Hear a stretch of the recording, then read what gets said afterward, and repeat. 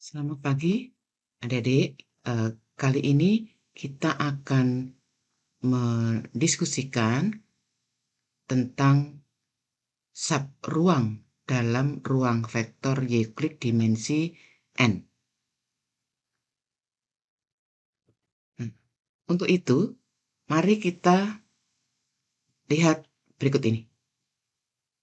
Kita lihat slide berikut ini ya, adik-adik ya. Kita pelajari bersama slide berikut ini.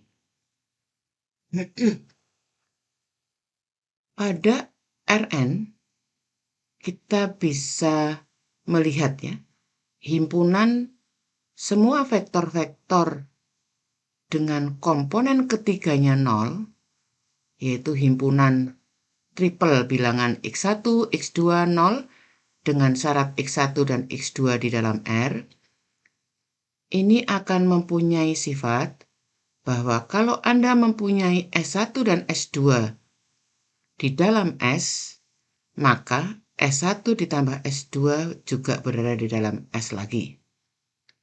Selain itu, pada saat Anda mempunyai suatu vektor di S, sebut saja S1, anggotanya adalah A1, A2, 0 ya. Komponen-komponennya A1, A2, 0. Komponen ketiganya 0, yang penting begitu. Maka nanti kalau dikalikan dengan A, kita akan mempunyai vektor yang komponen ketiganya juga 0. Jadi, untuk setiap skalar A dikalikan dengan sebarang vektor S1 di dalam S, nanti AS1 juga berada di dalam S. Berbeda dengan contoh yang berikut ini. Kalau Anda mempunyai S aksen, itu adalah vektor yang komponen keduanya 1, komponen ketiganya 0, komponen pertamanya bebas, ya. Jadi S aksen itu adalah himpunan triple X1, 1, 0 dengan X1 anggota R. Maka kalau Anda menjumlahkan S1 dan S2 sembarang elemen di dalam S aksen, maka jumlah dari S1 dan S2 itu belum tentu berada dalam S aksen. Mengapa? Karena komponen keduanya itu 1 ditambah 1 sama dengan 2, tidak berada dalam S aksen. Karena syarat berada dalam S aksen itu komponen keduanya 1. Demikian halnya, kalau Anda katakanlah mempunyai A sama dengan 5 ya, dikalikan dengan S1, A1, 1, 0 itu, maka A S1 itu sama dengan 5A1, 5, 0. Artinya, komponen keduanya itu sama dengan 5, tidak sama dengan 1. Berarti tidak berada di dalam S aksen. Jika kita membandingkan dua contoh tersebut, dua contoh himpunan bagian di dalam Rn tersebut, maka kita dapat menyimpulkan nih, bahwa S dan S aksen itu mempunyai kesamaan. Kesamaannya adalah keduanya himpunan bagian dari R3, namun ada perbedaannya. S merupakan ruang vektor di dalam R3, sementara S aksen tidak membentuk ruang vektor dalam R3. Berdasarkan fakta-fakta tersebut, dapat didefinisikan himpunan bagian dari ruang vektor Rn yang mempunyai sifat khusus, yang nanti disebut dengan subruang.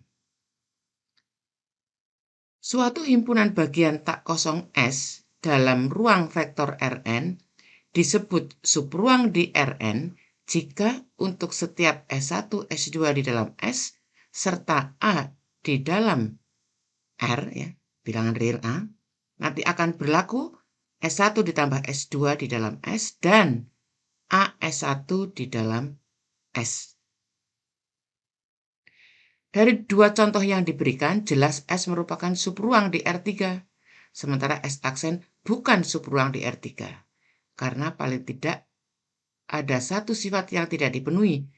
Ya. Nah, mari kita lihat himpunan U di dalam R3 dengan syarat komponen keduanya adalah 2 kali komponen pertama, komponen ketiganya adalah negatif dari komponen pertama. Jadi U itu adalah himpunan bentuk-bentuk X1, 2X1, min X1 dengan syarat X1 anggota R. Nah, apabila kita ambil 2 buah elemen di dalam U,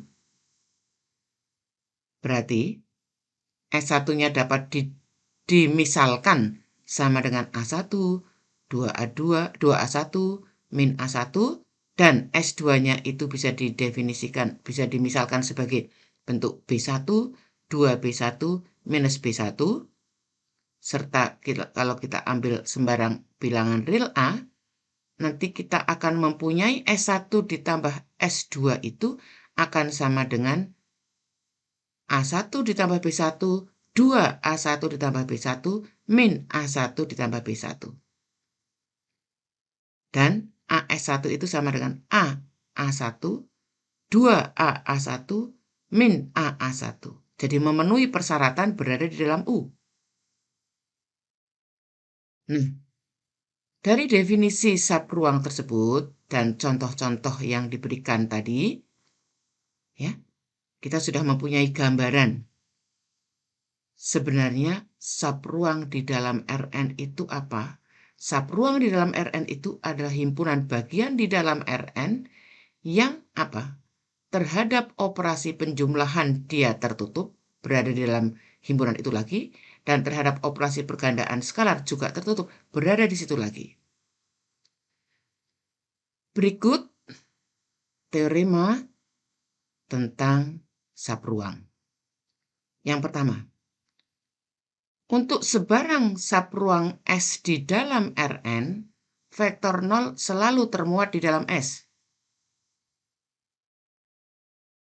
Untuk sebarang subruang di dalam Rn, vektor 0 selalu termuat di dalam S. Mengapa? Karena kalau kita mempunyai sembarang elemen di dalam S, nanti kalau dikalikan dengan 0, gitu ya, nanti 0S itu kan sama dengan vektor 0, ya, jadi berada di sana lagi. Himpunan singleton 0 dan Rn ini merupakan subruang di dalam Rn. Jadi paling tidak di dalam Rn itu ada 2 buah subruang, yaitu subruang singleton 0 dan Rn sendiri. Nah, teorema berikut, adik-adik ya, teorema berikut akan memberikan pada kita beberapa cara membentuk subruang baru dari subruang-subruang yang diberikan. Misalnya S1 dan S2 merupakan subruang-subruang di Rn. Selain dapat dibentuk himpunan S1 diiris S2 dan S1 digabung dengan S2, kita juga akan bisa membentuk S1 tambah S2. S1 tambah S2 adalah himpunan jumlahan vektor-vektor di S1 dan vektor-vektor di S2. Kita akan dapat menunjukkan bahwa bila kita mempunyai 2 buah subruang S1 dan S2, maka kita akan bisa membentuk paling tidak 2 buah subruang baru, yaitu irisannya dan jumlahannya. Mengapa jumlahan 2 buah subruang itu merupakan subruang? Itu sangat simpel ya. Mengapa irisan dari 2 buah subruang merupakan subruang? Itu juga sangat simpel. Jadi Anda tinggal menunjukkan apakah irisan dan penjumlahan tadi memenuhi ketertutupan sifat penjumlahan dan ketertutupan pergandaan skalar dengan suatu vektor di situ. Misalkan Anda ambil V1, V2 di dalam S1 diiris S2. Mengingat S1 dan S2 subruang di Rn, maka jumlahnya berada dalam S dan jumlahnya juga berada di dalam S2. Jadi jumlahnya berada dalam S1 dan jumlahnya juga berada dalam S2. Dengan demikian V1 ditambah V2 juga berada di dalam irisan V1 dan V2. Demikian halnya untuk pergandaan skalar A dengan V1. Untuk yang penjumlahan juga simpel. Kalau Anda mempunyai dua buah V1 dan V2 di dalam S1 tambah S2, kita akan tunjukkan V1 tambah V2 di dalam S1 tambah E2. V1 dan V2 di dalam S1 tambah S2, artinya V1 dapat dinyatakan sebagai S1 plus S2, dan V2 sama dengan S1 aksen plus S2 aksen. Nah, dengan demikian, V1 ditambah V2 itu akan sama dengan V1 ditambah S1 tambah S2 ditambah S1 aksen tambah S2 aksen. Nanti kalau pengelompokannya kita ubah karena kita punya sifat asosiatif terhadap penjumlahan ya, maka akan sama dengan S1 ditambah S1 aksen ditambah S2 ditambah S2 aksen. Karena S1 ditambah S1 aksen juga berada dalam S1 dan S2 ditambah S2 aksen di dalam S2, maka kita akan mempunyai V1 ditambah V2 di dalam S1 ditambah S2. Demikian halnya dengan A kali V1. Karena kalau Anda mempunyai A V1, itu sama dengan A dikalikan S1 ditambah S2, sama dengan AS1 ditambah AS2. Nah, AS1 itu sama anggota dari S1, AS2 anggota dari S2. Jadi AV1 berada di dalam S1 ditambah S2. Berikut ini menggunakan sifat-sifat di dalam subruang tadi, khususnya bahwa kita bisa membentuk subruang baru dari dua buah subruang yang diberikan, yaitu irisan dari dua subruang tadi, maka kita akan bisa membentuk subruang terkecil yang memuat suatu himpunan. Kalau kita mempunyai himpunan bagian di dalam Rn, maka belum tentu himpunan tersebut merupakan subruang di dalam Rn, karena belum tentu tertutup, belum tentu tertutup terhadap perkalian dengan skalar. Intinya karena belum tentu memenuhi persyaratan untuk menjadi subruang. Kenyataan ini memunculkan pertanyaan. Bagaimana menentukan subruang terkecil di Rn yang memuat suatu himpunan yang diberikan? Untuk itu, kita lakukan dengan langkah-langkah sebagai berikut. Yang pertama,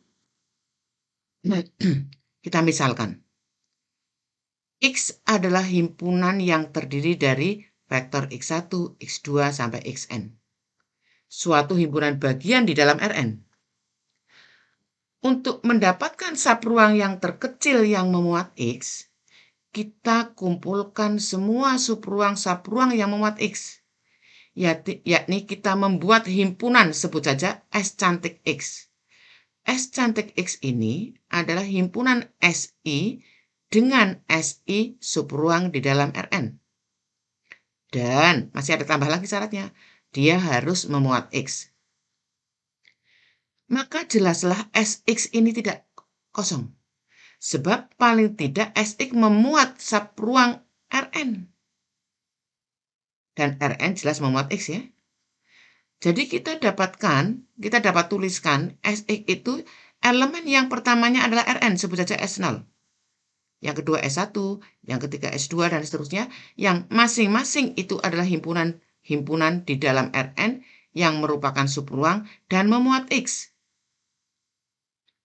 Selanjutnya, dibentuk irisan semua subruang yang memuat X, yakni dibentuk irisan anggota-anggota dari Sx, yaitu irisan dari Si dengan Si anggota Sx. Ini sama dengan S0 diiris S1, diiris S2, diiris S3 yang masing-masing merupakan subruang dan memuat X. Nah, dengan demikian, irisan dari Si ini merupakan subruang di Rn juga karena irisan dari subruang-subruang yang memuat X itu merupakan subruang dan dia juga memuat X. Ya. Jadi kesimpulannya apa? Irisan dari semua Si dengan Si anggota Sx tadi merupakan subruang terkecil yang memuat X. Nah, kemudian muncul pertanyaan, bagaimanakah bentuk elemen-elemen di dalam irisan SI? Untuk itu, perhatikan poin-poin berikut. Yang pertama, jelas elemen-elemen dari X itu berada di dalam irisan semua SI, karena X di dalam irisan semua SI. Jadi X1, X2, dan seterusnya itu adalah elemen-elemen di dalam irisan SI. Nah, dengan demikian, kalau kita mempunyai sembarang skalar AI di dalam R, karena XI berada di dalam X, maka juga diperoleh AI XI juga berada di dalam irisan SC. Mengapa? Irisan SI ya. Mengapa? Karena irisan SI merupakan subruang. Mengingat irisan SI merupakan subruang dan AI XI anggota dari irisan SI tersebut, maka jumlahan berhingga A1X1, A2X2, sampai AKSK, yaitu sigma AIXI untuk I dari 1 sampai K ini juga termuat dalam irisan SI untuk setiap AI di dalam R dan setiap XI di dalam X. Ya. Demikian adik-adik apa yang kita diskusikan hari ini terkait dengan bagaimana menentukan subruang di dalam suatu ruang vektor Euclid N dan bagaimana menentukan subruang terkecil yang memuat suatu himpunan yang belum tentu merupakan suatu subruang.